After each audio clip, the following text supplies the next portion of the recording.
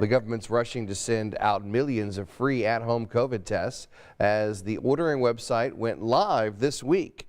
As our Emily Longnicker tells us, millions of these tests are being made right here in Indianapolis. If you signed up to get those free rapid at-home COVID tests from the federal government, you could see them in your mailbox in the next 7 to 12 days. You couldn't choose the brand you'll get, but there are several possibilities, and a test made by Roche Diagnostics is among them. The rapid antigen test from Roche uses a nasal swab with results available in about 20 minutes. This test has a 95% sensitivity rate, according to the clinical trials, and is able to detect all the variants out there. According to Roche, they're manufacturing tens of millions of their new rapid COVID-19 at-home tests every month, with the first shipment already in the hands of the federal government.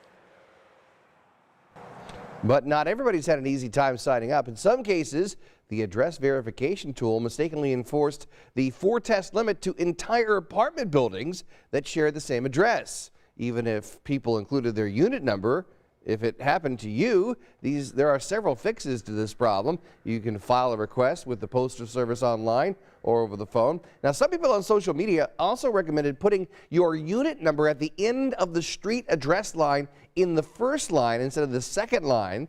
You can also use the Postal Service's zip code lookup tool to see how your address and unit number are listed in service records. We have the email address and phone number to file a request with USPS posted right now at WTHR.com/coronavirus.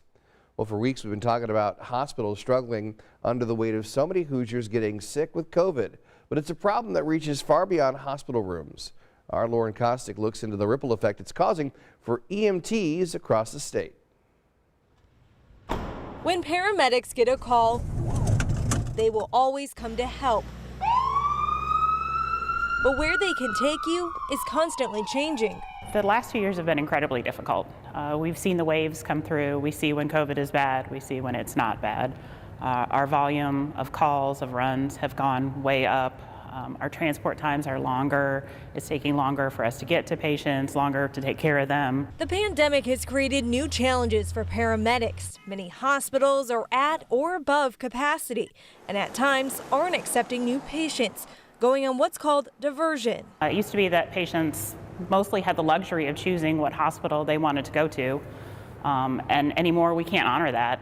Those hospitals may not be accepting the types of patients that want to go there. And it changes minute by minute and can also depend on the patient's condition. We can always force a hospital to take a patient, but that doesn't usually set up a good working relationship for that hospital later on.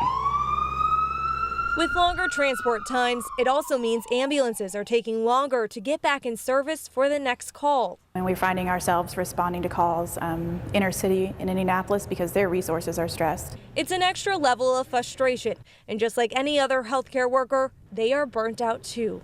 We have all reached the point where we're just so burnt out and we're tired, and it's really hard because we're still trying to help take care of people. We're exhausted. I mean, we're exhausted. We're doing more with less.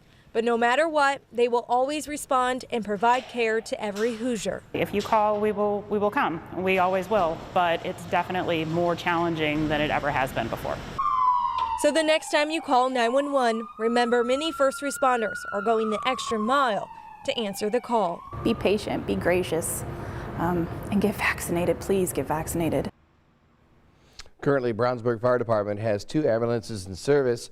They're looking to add another one to help with call volume and response time.